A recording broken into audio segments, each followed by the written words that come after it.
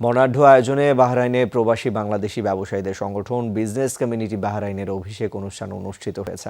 বুধবার দেশটির রাজধানী মানামায় গালফ হোটেলে কনভেনশন সেন্টারে রাতেই হয় এই আয়োজন। এতে উপস্থাপনা করেন নাসিমা আফজাল।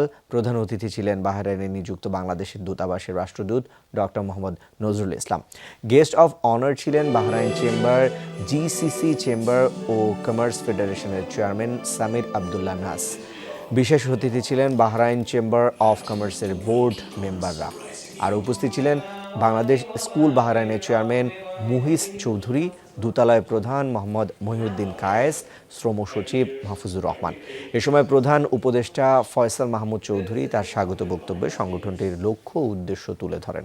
পরে আসিফ আহমেদকে উপদেষ্টা, হায়াতুল্লাহ মল্লিককে সভাপতি ও আলাউদ্দিন আহমেদকে সাধারণ সম্পাদক করে ২৭ সদস্যের কমিটি ঘোষণা করা হয়।